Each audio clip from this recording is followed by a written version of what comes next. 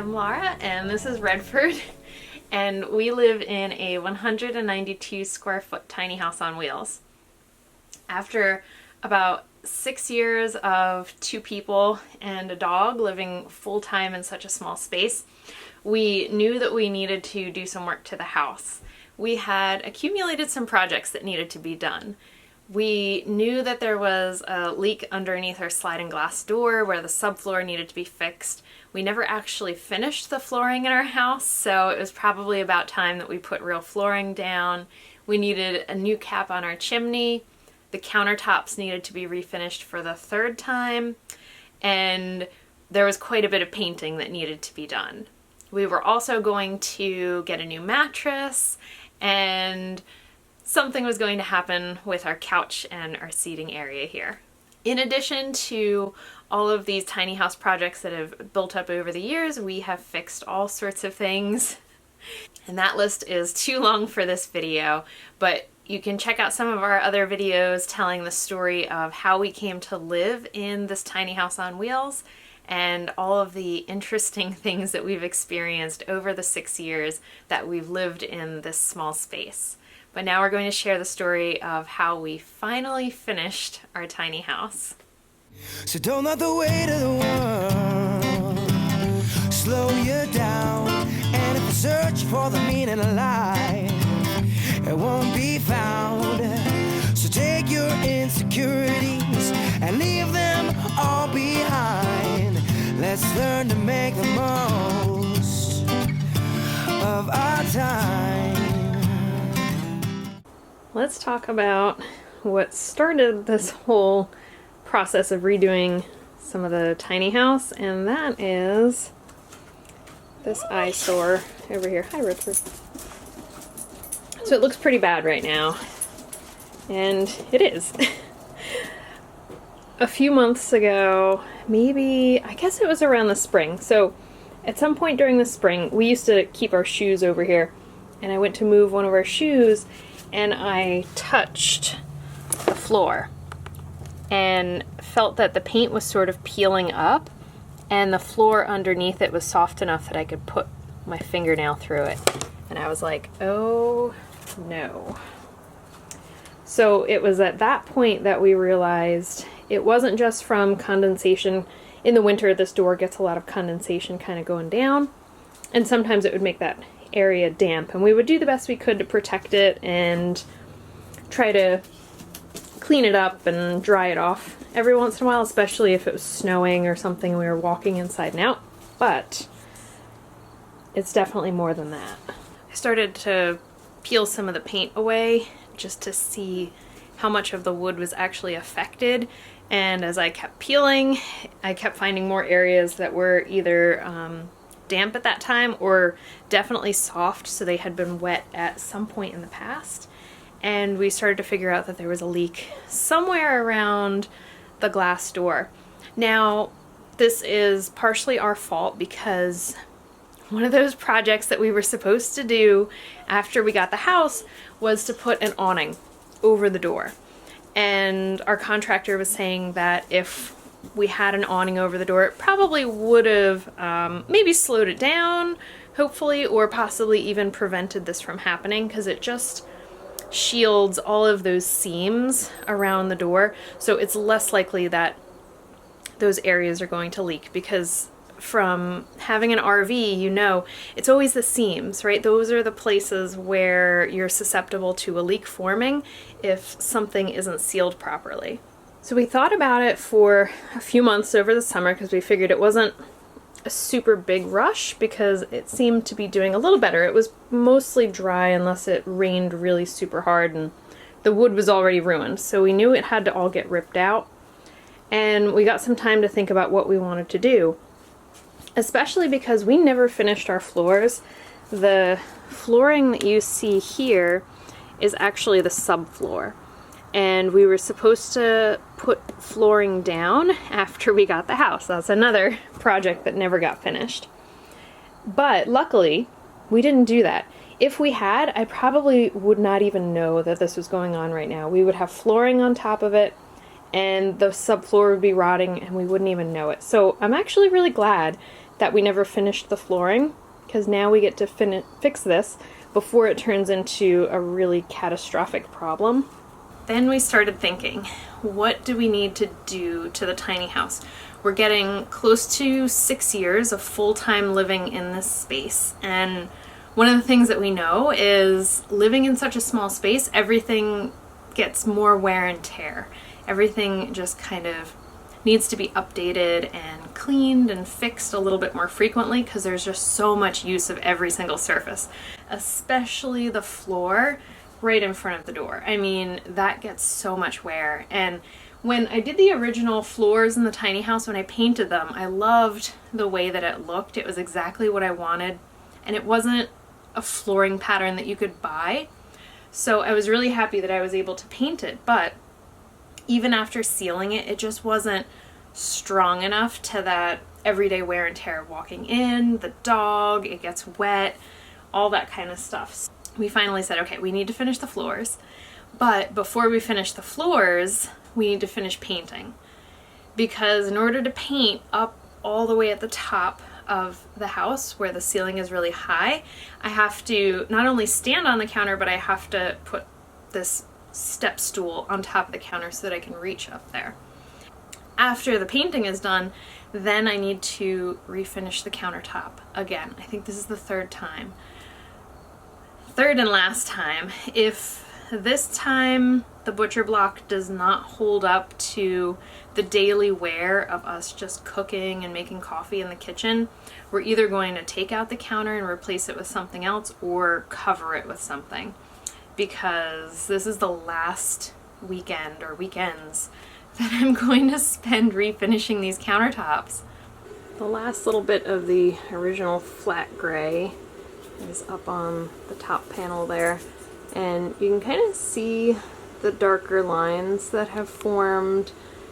That's where the steel framing is, right behind where those darker lines are.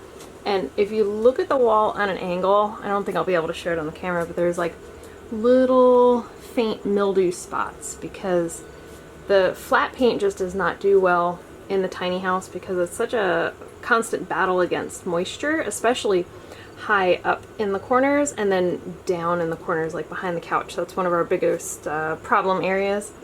So we are making our way around the last little bit of flat paint here and then up in the storage loft. I'm gonna have to move all that stuff but it has to be done because the yellow and the white paint that we have at the bottom is all a high gloss finish, and that does so much better with the high humidity of the tiny house. So as much as I would love to be outside doing something fun right now, we kind of have to do this before it gets too cold this winter. While we worked on the house, Redford did his usual job of supervising and occasionally getting in the way. Okay, we're getting some progress here. Slowly. It's hard to reach up at the top. I'm actually going to have to put a step stool on the counter to reach all the way up there to cut in.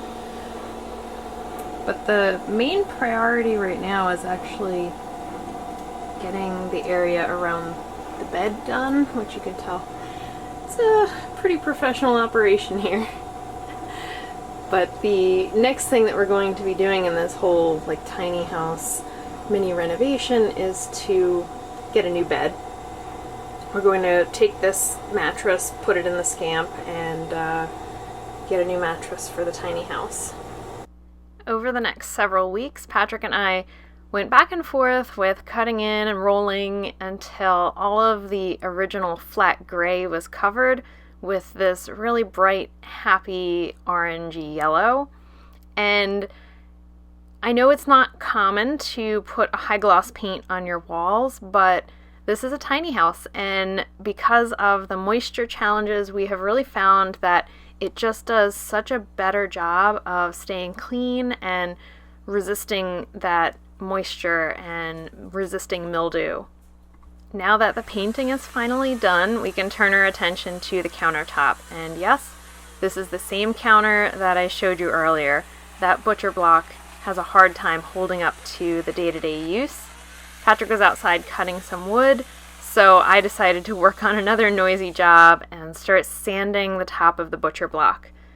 This was something that I have done 2 times previously, and part of the issue was that I used a very natural sealer for the top. Originally we tried just oiling the wood, that didn't work. I tried getting a natural sealant for the top 2 times, that didn't work. And then when I stopped sanding for a moment and tried to turn the lights on, I realized that we had yet another problem that we could add to the list of things that needed to be fixed. The countertop is coming along slowly. It's nice to see that there's still good looking wood underneath there, but as I was working over here, I went to turn the light on so that I could see a little bit better, and I guess this is a common thing with a house. You're fixing one thing, something else breaks. Now the overhead lights, so there's the loft lights for the storage loft. They are working fine, but now the overhead lights, there's 6 of them right in the middle of the house. They're kind of barely turning on. Now this light over here where the cover's missing, we know that that LED just needs to be replaced, but the other ones were fine. And now they are not fine. So I have no idea what happened. But now it's kind of dark in here. But the sander's working fine, and Pat was using the electric chainsaw and that was working fine, so we don't know. And then finally, once this is refinished, then we are ready to have this fixed and then to put the new flooring in. We are hoping, this is probably not going to happen, but we were hoping this could be fixed without taking out the door, but I have a feeling we're going to have to end up, or not we, the contractor is probably going to have to take out the whole sliding glass door, figure out where the water damage is, where it came from, fix the subfloor, and then put the flooring in. We just ordered the flooring from Home Depot last weekend, and I'm pretty excited about it. We were originally just going to go with something kind of normal, boring, just wood style. We can't do real wood flooring because when you have a moisture problem, and especially because it's going to be in the bathroom, definitely can't have real wood. We knew that off the bat. So some sort of laminate vinyl flooring that's very good for high wear surfaces, very good for dogs, very water resistant. That's what we needed. And we looked for several weeks, and we went to Home Depot more times than I wanted to, and thought about colors and textures and all sorts of things, and finally settled on one, but they did not have it in stock, so we had to order it going off of the pictures online, not getting to see the color in person. And the color is really important to me because I wanted it to be something sort of along the same lines of the floor that I had painted, and that is a hard thing to find. I almost gave in and just went with a very generic gray flooring, but we finally decided that this other bluish gray flooring would be something that would add more interest and add more character to the tiny house, because it's kind of like a special structure. It's a little bit more playful and whimsical than a traditional house, so why go with boring flooring? As you can see from the ceiling and the walls, I really don't shy away from color, and I can't believe the gray walls lasted as long as they did. And our floor is already blue because we have these mats down, so I'm thinking the new flooring is going to be a very nice addition. The problem is that these mats make it a little bit challenging to clean the floor, and I think once we have the whole floor just uniformly covered with the vinyl, it's going to be really nice to clean, and it'll be even better when the eyesore by the door with the wet wood is gone. That will make me really happy. The big push right now is that, of course, winter is coming, and we want to try to have as many of these projects done as possible before it gets really cold. Pat was out here all day working on reorganizing these bins, which always kind of turn into a mess during the summer when we're pulling things out. And then he was cutting wood, processing wood. This is the wood that we have left from the cord that we got last year. but we knew we needed to order at least another cord, so he reorganized some of the wood. The back bin is already full of wood that's ready to go, so as soon as we get a cold night, we'll be able to start using the wood stove. I still have to order a new cap for the chimney. We're gonna switch it out and see if hopefully we don't have to clean it as frequently if the airflow is a little bit better. So the cap we're using right now is a marine cap. It's a very like conservative cap, because if you're on a boat you have to be super careful, but we're gonna try switching out the cap. Hopefully we won't have to climb on the roof every 2 weeks. But the tarps are all laid out. We're getting our wood delivery tomorrow. And yeah, I think I'm gonna call it for today. It's Sunday night. We've been working on house projects all weekend. Kind of bummed that the weather was like perfect, and I would have loved to have gone out with the Scamp this weekend, but we knew it's getting to like crunch time. We had to start focusing on house projects no matter how beautiful the weather was. And we did a lot of stuff this summer. That's why we put all this stuff off. So it was a trade. But I got a fire started. We're gonna sit out here. Pat actually went to go grab some food because the tiny house is in complete disarray, especially the kitchen. So we were both like, nobody's cooking. Let's get food. And then we're just gonna sit outside and enjoy the rest of our weekend, because next weekend's gonna be part 2 of tiny house projects. Thanks so much for being here and going on this journey with us, living in a tiny house. I hope that you'll check out some of our other videos about how we ended up living in a tiny house and what our experiences have been like, as well as some of our travel videos with our 16-foot Scamp. Welcome to a very busy project weekend again. This has been several weekends in a row that we are really consumed by projects on the tiny house, and now also projects on the Scamp. And a lot of this is time sensitive. It's another beautiful weekend, which is slightly torturous because I would love to be out. This would have been a great weekend for like a kayak trip or a backpacking trip, but we have to get these things done before winter. So I'll show you what we have been up to so far.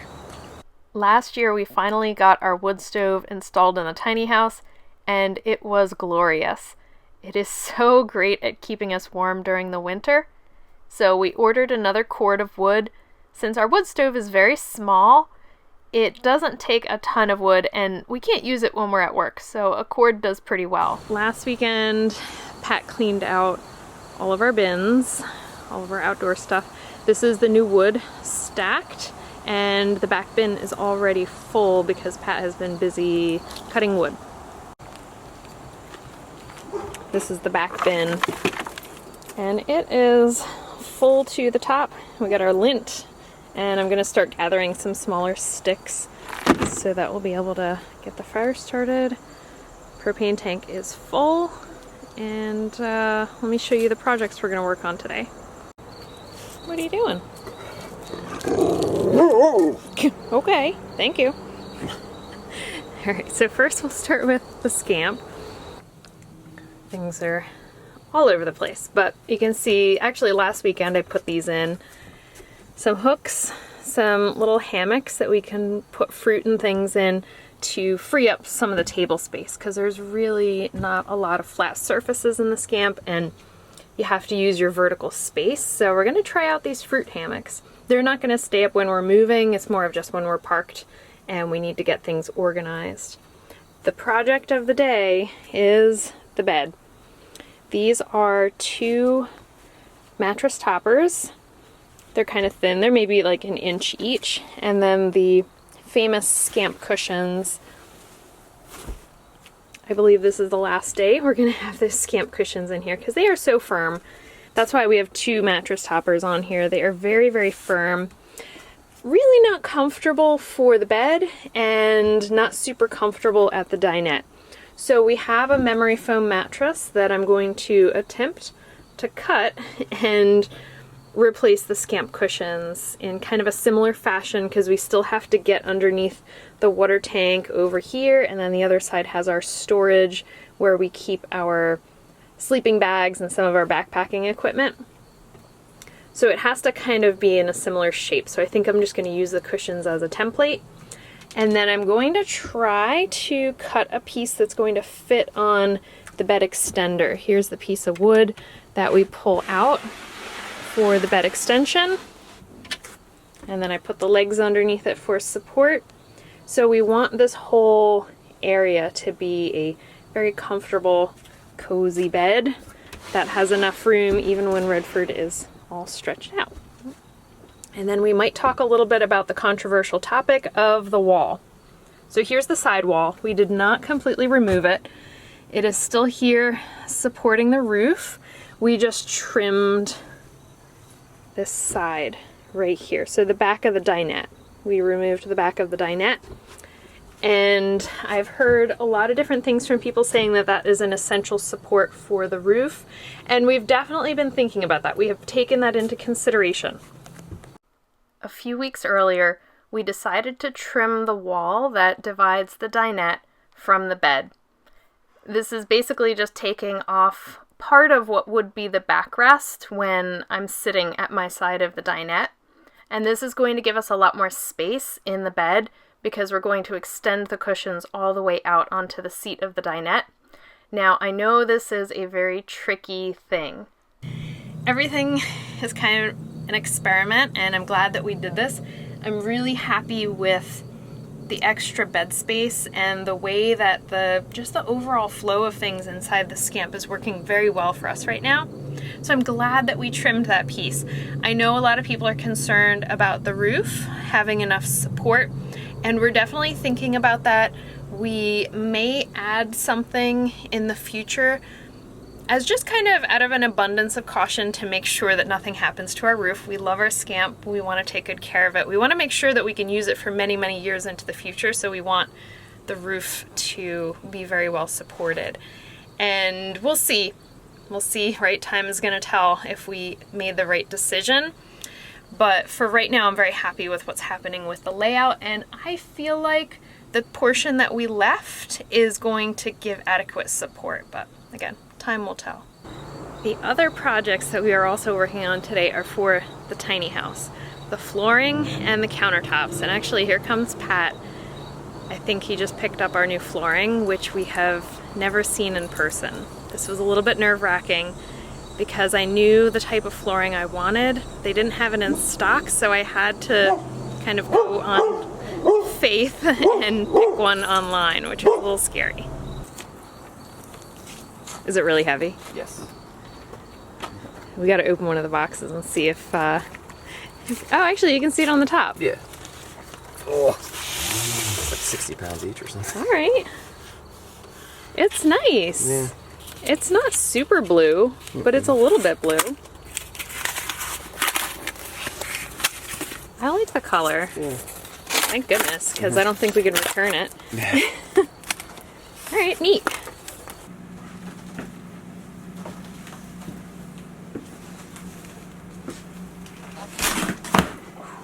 It is pretty heavy. Yeah. We're adding like 400 pounds weight to our house. There's the new bed in a box that's going to go in the tiny house.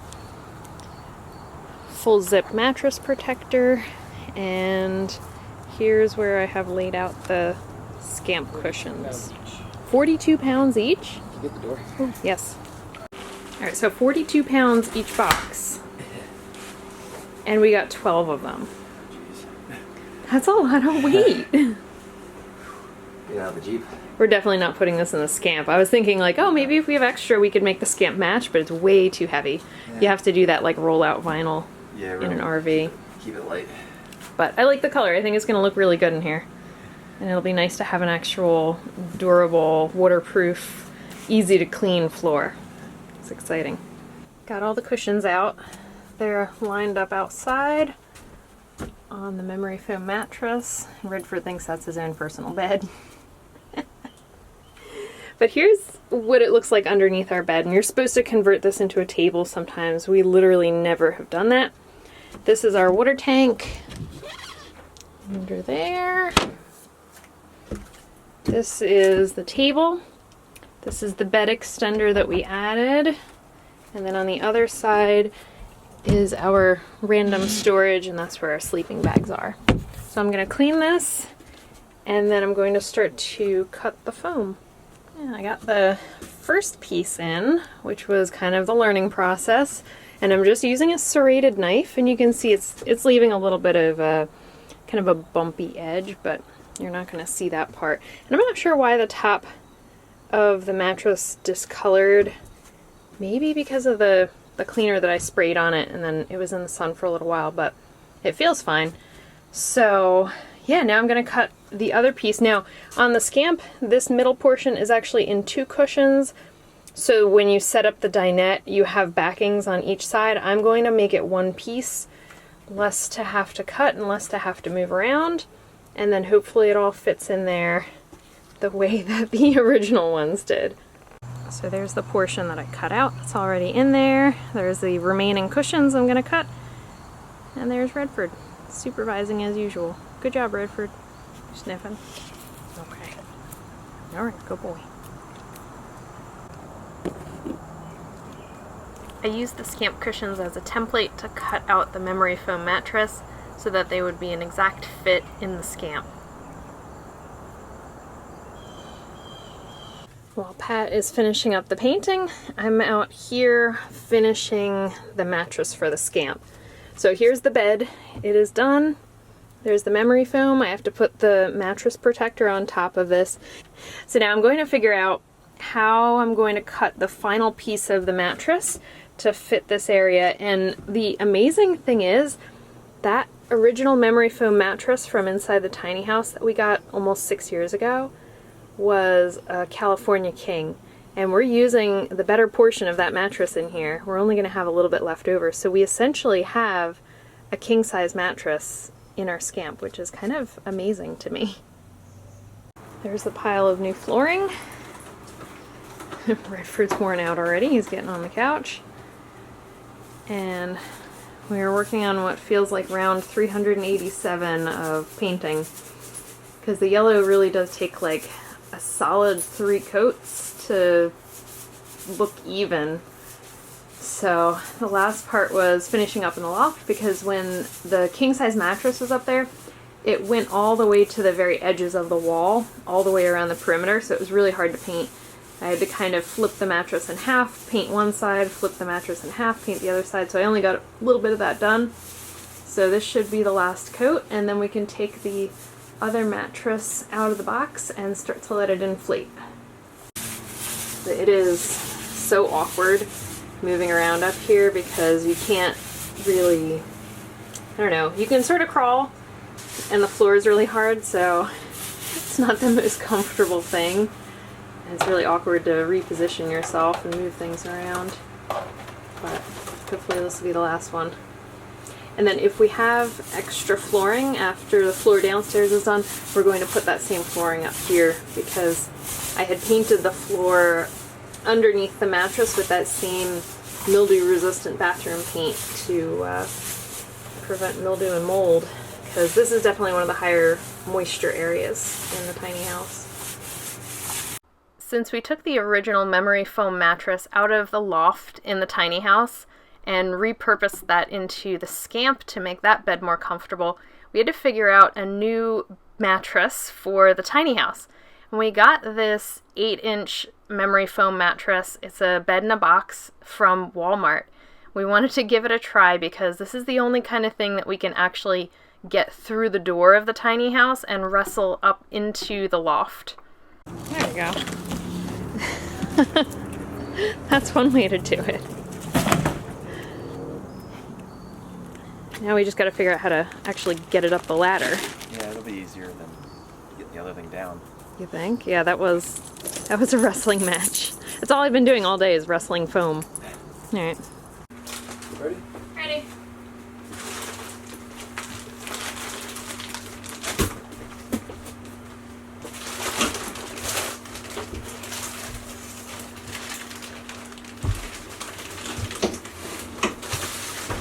That was easier than I thought. Yeah. Packaged. There's the floor underneath the bed, so it's painted with the anti-mildew bathroom paint, and then we put these grates to get a little bit more airflow underneath the mattress. That's really important. We actually have another set coming that's going to cover the entire area. They're just slowed down in shipping. And the mattress itself is going to have a waterproof full zip protector on it, which is also super important. Those were two hard-earned lessons that we figured out. When you have a mattress that's just on a flat surface and you don't have like a traditional mattress box spring, you have to work extra hard at managing moisture. Okay, let's cut it open. And I'm hoping that the walls are dry. Yeah, actually.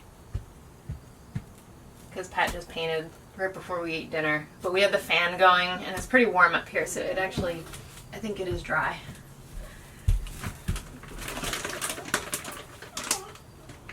Six years ago when we ordered the original mattress, there really weren't a lot of options. Luckily now there's a lot more choices.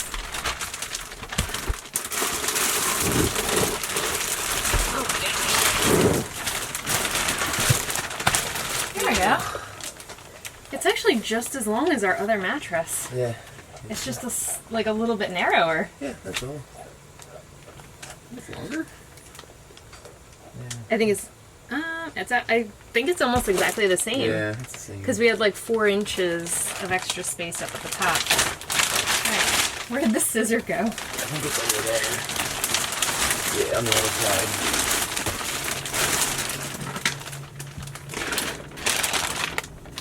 Feels nice. Yeah. Yeah. People online said it was too firm. It feels almost exactly as soft as the other one. Yeah. When we first opened the mattress, it was very nice and soft. Over the next 48 hours, it actually became very firm, too firm. But then within about a week of sleeping on it, it reached the perfect level of softness. So you just have to give it a little bit of time, and now it's perfect. Okay, I got the mattress up here. It is unfolded. It's only been open for maybe 5 minutes, and it is already pretty fluffy. I could sleep on it right now. I mean, it is quite comfortable. Definitely firmer than the other mattress. We slept on, our other mattress was reversible. It was soft on one side, firm on the other side. We slept on the soft side, and that's the one that I'm putting in the Scamp right now. This one is 8-inch memory foam. The other one was 6-inch memory foam because I was really worried about headroom in here. I always thought that I would like sit up in bed and read, but we literally never do that. I always just sit on the couch. So we were fine with going with a thicker mattress, and I'm pretty happy with this. People were like way extreme on one end or the other with the reviews, so it was really hard to make a decision, but I think it's great, especially for what we paid for it. It's going to be very comfortable, but we are not sleeping on it tonight. We're going to let it fluff up. We're not going to put the mattress protector on until tomorrow because I have more projects to work on tonight. The fabric on the top of this is very nice. Has like a nice soft texture. Not that we're going to be sleeping on that because the mattress protector will go over that, but see the gap in between the mattress and the wall? This is really why we switched to a queen size instead of a king size. We weren't using the full mattress and we needed better airflow. So if you look underneath here too, there's a gap.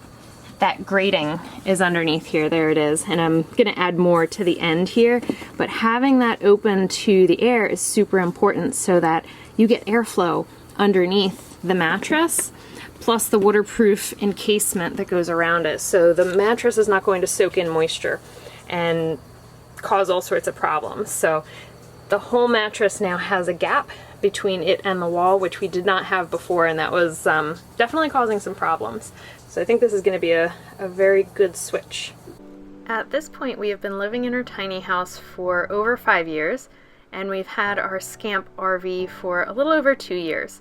And I think the relationship between having a tiny house and having an RV has been really beneficial. We have learned so many helpful things, and there have been a lot of double projects like this where I'm taking the old mattress that we had in the tiny house loft and I'm cutting it up and repurposing it to make the cushions in the Scamp much more comfortable. The Scamp cushions are notoriously firm and very uncomfortable to sit on. So this is a big upgrade for our sleeping area and our sitting area. I think I'm getting a little faster. That was the third cushion that I refilled, but it's a wrestling match, especially getting the very firm Scamp cushion out. So I'll show you the difference. This is the memory foam. I can fold it and squish it, and it's really nice and soft, where this is the high density Scamp foam, which barely gives. And I really have to push to squish it. So that's why the Scamp cushions are so uncomfortable, and that's why I'm taking all this foam out and switching it with the memory foam. But I also have a plan for some of the remaining cushions that I'm going to try to repurpose to another use in the tiny house. But that project will definitely be for another day, because we're running out of light, and I still have to finish the countertop because we rented the sander because the other one wasn't working, and I have to return that tomorrow morning. So everything has to get done tonight. Okay, I got it. These 4 seat cushions all have the memory foam mattress in it. Here are the original high density Scamp foam pieces that I took out. I'm gonna hang on to them for a future project. But this is the amazing part. So this was a California King memory foam mattress, and that's all that is left of it. Every single piece got cut to fit a cushion, and it's now in the Scamp, which is just incredible. And I'm so glad there's only a little bit of trash that's left over, and a lot of this stuff is just going to be put into future projects. And it amazes me how much the Scamp and the tiny house have become tied together like that. We used the door to build an extension on the couch. It's been very educational being an RVer and living in a tiny house. The 2 feed off of each other really, really well. So let's take these cushions, put them in the Scamp, and see how the new bed setup works. So if you're wondering where Patrick is running off to as we're getting deep into the weekend of projects, he's actually working on another really interesting project that we've kind of both been involved in the past. So Patrick's old partner, when he was a police officer, likes to make independent films. And he's done a few of them, and his very first one that he made, Pat and I are actually both in the movie, and it's on Amazon. You can go and watch it. Now, the film is called Happy Birthday Hannah, and it's like a horror movie, and it is a 0-budget movie. So it was literally made by Patrick's friend Schmidt, and he filmed it on his iPhone. He had friends acting in it. He wrote the script himself. It's a really neat thing that he created a movie, put it on Amazon, and anyone in the world can go watch it. And actually a lot of people have watched it. So as Halloween gets closer, you might want to go and check that out.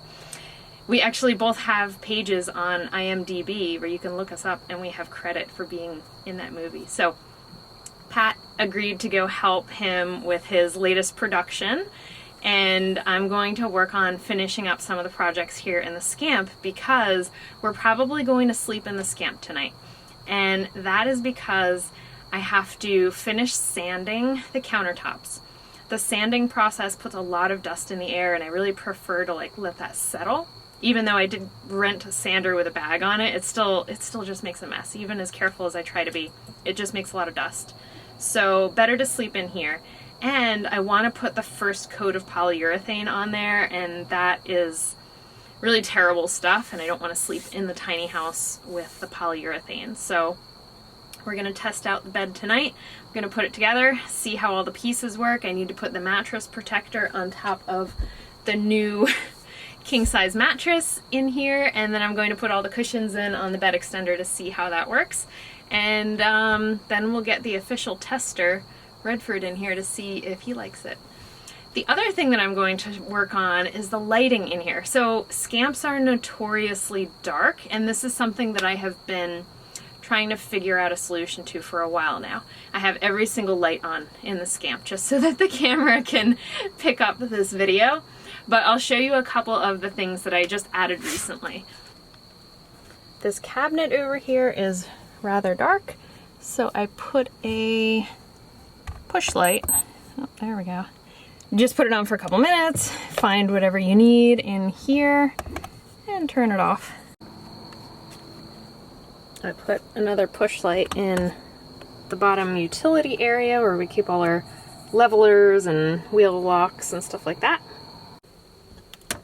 I put one in the top cabinet with some of our dishes and things, just makes it so much easier to figure out what I'm looking for. And the last one is in the fridge. At this point, the camera battery died, and it's probably better that way because I need to stop filming and go inside and finish sanding the countertops. We slept in the Scamp last night, and Redford approved of the new bed, but we were up early the next day to get back to the tiny house projects, and here you can see the results from sanding the countertops. I was up quite late the night before getting most of the sanding done so that we could return this sander that we rented from Home Depot and then start to get into the polyurethane, which I was very excited about because I was done messing around with these counters. Last night the camera died, so I figured that was my sign that I was going to stop filming. I was not done working though. I had to finish sanding the countertop because we had rented a belt sander from Home Depot and we had to return that today. So I was up until about midnight finishing the sanding, and it was so dusty in here, even though the sander had a bag on it, and I was trying to be really careful about vacuuming every 30 seconds or so as I went through so that we didn't accumulate too much dust, but it still got super dusty in here. So we slept in the Scamp and we got to try out the new bed, and I would say it was very successful. Redford is still in the Scamp right now. He loves it so much. Alright, so Pat is starting the polyurethane, and this was something I was really resistant to because polyurethane just has like a bunch of nasty chemicals in it, but the other stuff we put on here was not strong enough to hold up to the high wear surface of this area in between the sink and the stove. It just, like, that's where all of our cooking happens, so that poor countertop just gets beaten up. So hopefully lots and lots of coats of polyurethane will do the trick. Here's a look at the butcher block before I sanded it and took all the stains out of it. And here's what it looked like afterwards. We were so happy with the results. And working with the polyurethane was actually not nearly as bad as I thought. I thought there were going to be a lot of fumes and it was going to smell really terrible, but it wasn't. The most inconvenient part was that it took us about a week to get a good 8 coats on here, so we couldn't use our countertops for a week, which was very interesting. But once we had all of those coats of polyurethane on and they were cured, we added this piece of metal, which was about $12 from Home Depot, right in front of the wood stove, and this was a great move. I wish we had done this originally. It's a very nice way to protect the wood. Then we turned our attention to the other eyesore in the house, which was the floors. These floors have been covered for the last several years, and they really look pretty terrible because they've been underneath the mats for that whole time. And we were very eager for our contractor to come in and take the new flooring and fix the leak in front of the door, but it was going to take a couple weeks for that to happen.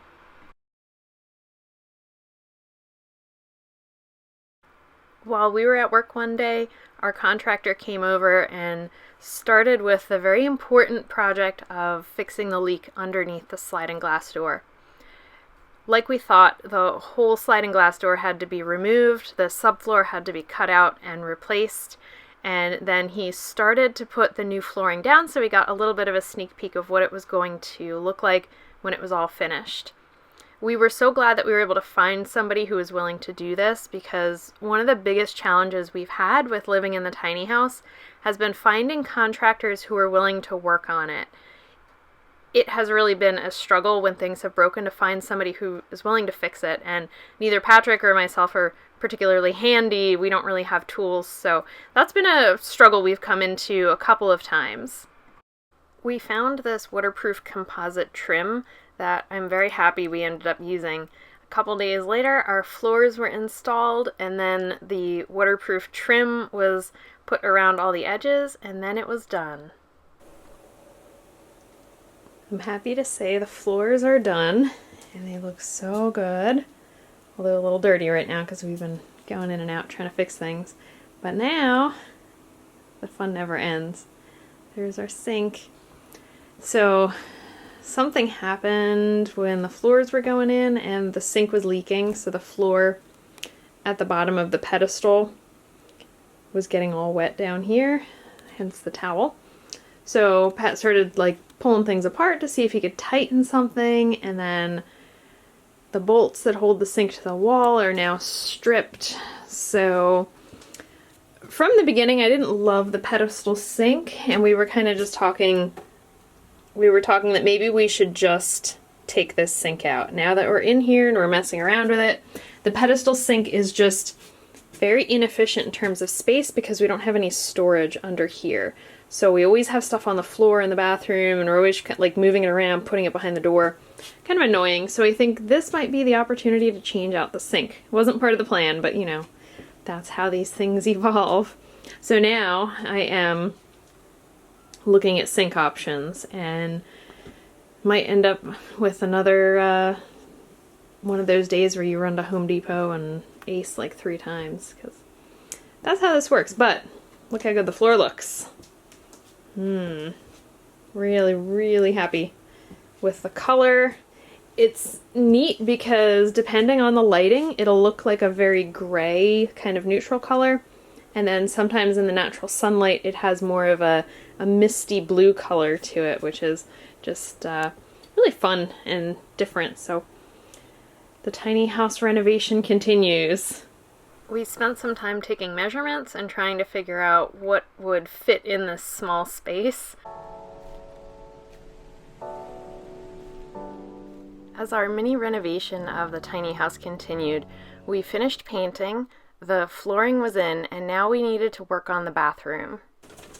The project for this weekend is the bathroom. So we pulled out the pedestal sink. We went to Home Depot today and found a small vanity that will actually fit into our tiny little bathroom. Like barely. Remains to be seen if the door is going to close properly, but it should. If our measurements are right, it should. The kitchen counter has been refinished.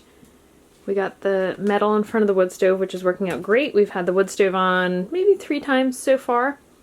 And now I'm going around and I'm retouching the trim because when I was sanding the counters, I hit it a couple times with the sander and scuffed it up. So I'm going to put a new coat of paint on that and then put some caulk around the outside because this is just an area that tends to get wet and I don't want anything to get behind the kitchen cabinets.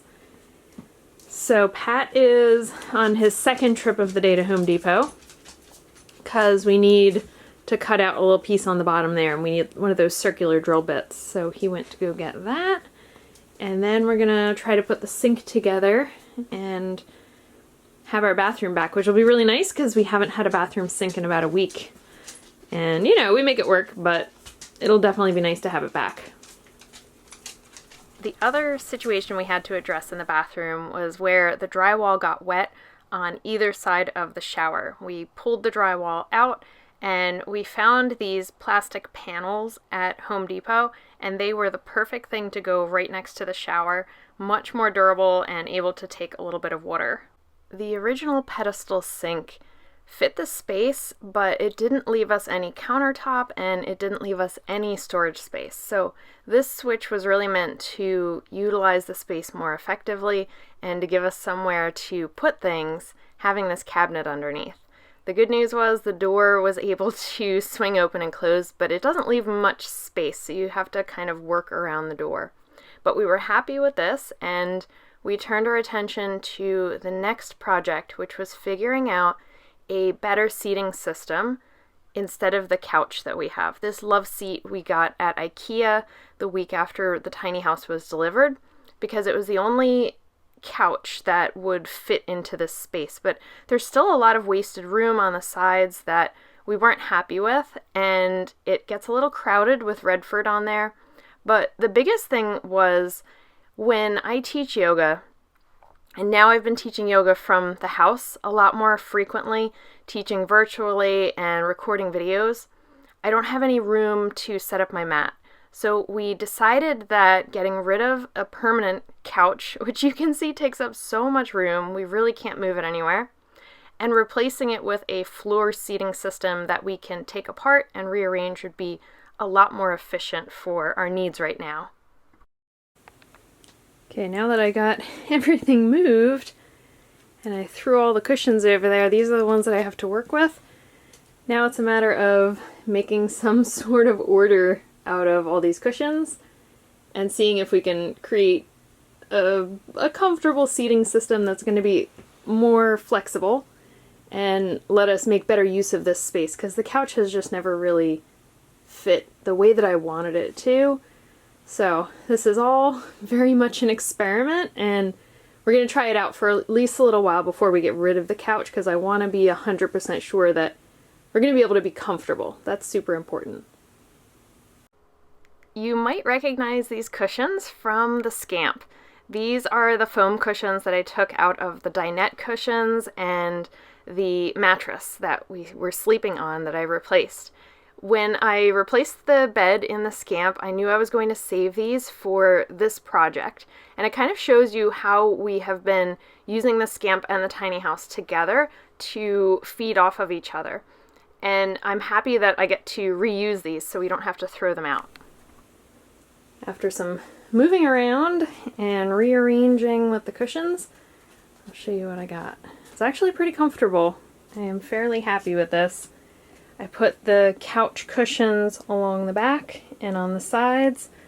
The bottom is mostly the Scamp cushions, and then we had a mattress topper on our old king-size mattress that we cut up and put into the Scamp. And then I put our little IKEA storage cubes on either side so we have a place to put things. And yeah, I feel like it works pretty well. When Pat gets home, he and the dog are going to test it out and see if it's a keeper. And we'll make the decision of whether or not to officially get rid of the love seat and try this out for a while. I think it's actually going to work well because we can rearrange it. It can be a couch. It can be like a bed if we ever have company. I think Redford's going to like it.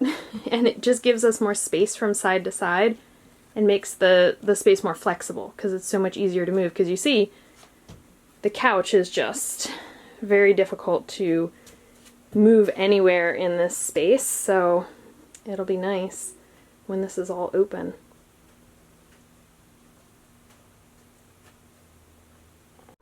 After a couple days of trial and error, we came up with our final design for the cushions, which was actually a little bit smaller and used fewer cushions so that it was easier for me to take it apart and put it back together.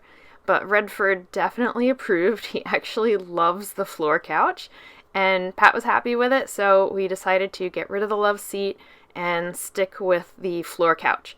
But let me take it apart so that I can show you why this actually helps us to function better in this space. Sit, bub. Hey, sit. Thank you. Okay. If you're trying to figure out why we got rid of our couch, I know it's a strange thing. Oh, you sleepy? It's really about us adapting the tiny house to our current needs. Almost 6 years after we made the move into this small space, a lot of things have changed. And a big part of that was the pandemic. I've been a yoga teacher for over 15 years, and I've always taught in a studio and all sorts of different locations in person. And then when the pandemic came and I couldn't teach yoga in the public, I had this stance of, okay, I'm just not going to teach yoga for a while. I'll take a break And when the pandemic is done, I'll go back to teaching my regular classes. And after a few months, I realized that that was just not... The landscape of teaching yoga is pretty different now. So I had to adapt and start teaching online and teaching through Zoom, and that meant working from home. And in a tiny house, that was really never the plan. I never envisioned myself working and teaching from home. And all of a sudden I was trying to figure out, well, where can I put my yoga mat that gives me a good angle that I can film?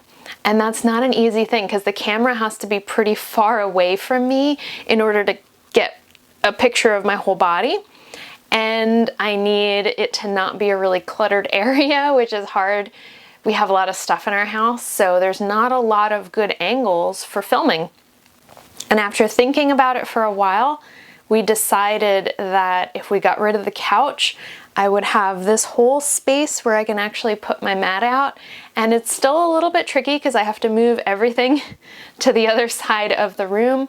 But for right now, with the space that we have, so that I can keep moving my business and my career of teaching yoga forward, this is the option that we're going to work with. The last change that we needed to make to the tiny house before winter was the cap on our chimney. And this was a critical change to our wood stove.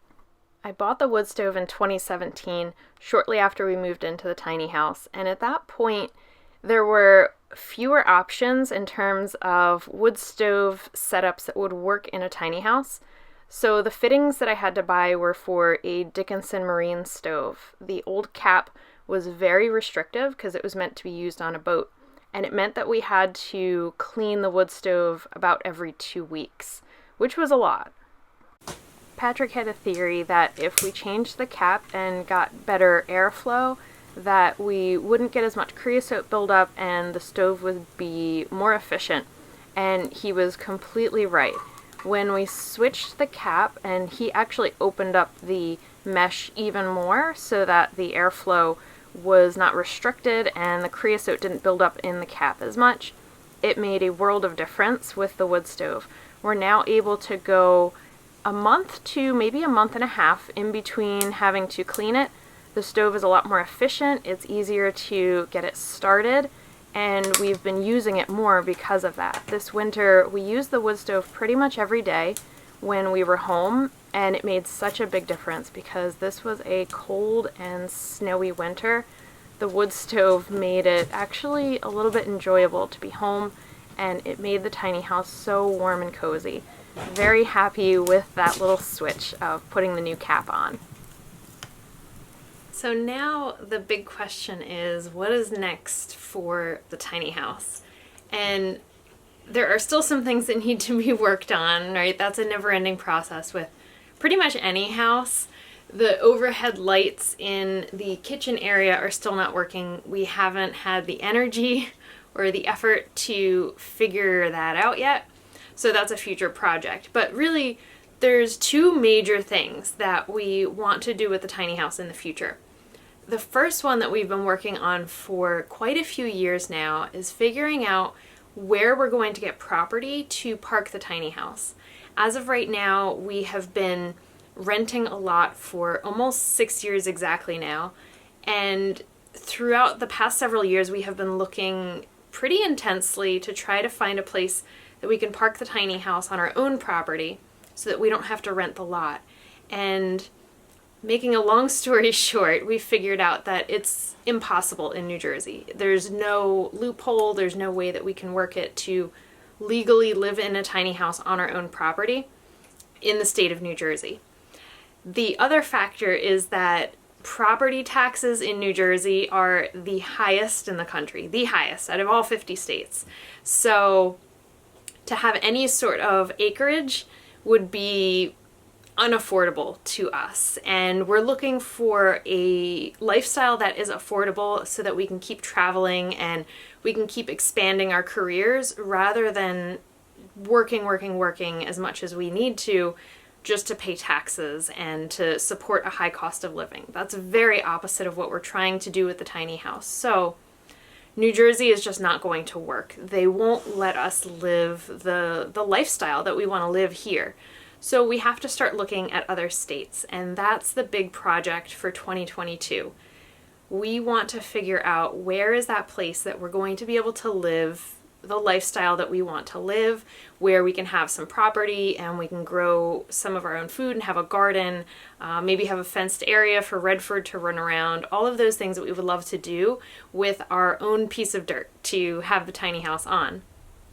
At that point, there are also some other additions that we are planning, like a sunroom on the front of the tiny house.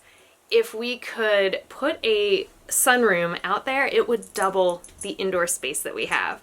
And at the beginning of this process, when we moved into the tiny house, it was a different world that we lived in 2016. The idea behind the tiny house movement was that we utilized our space outside of the tiny house as much as possible. You go to the gym, you're at work, you're doing a lot of different things. And then the pandemic happened, and we spent more time indoors than we have in our entire lives in our house. And with the small square footage of the space, that was especially difficult. And that's when we really started thinking about, okay, we need to put the tiny house on a piece of property. We need to put a big sunroom on the front of the tiny house, and that will give me space to work. It will give me space to teach yoga from home. And we'll just be able to stretch out a little bit more so that if one of us is doing something, we don't get in the other person's way quite as much. So that is the long-term plan, and we're hoping to get some of that plan in motion this year within 2022. So we will keep you updated on the progress of moving in that direction.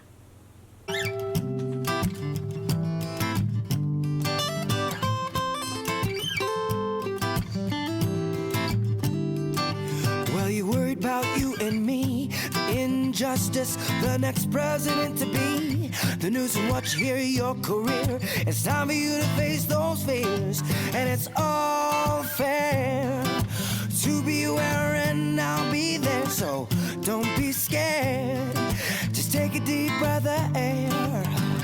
And 1, 2, 3 to 10, you begin to focus again, and though time flies, we have enough to realize this bigger than the both of us.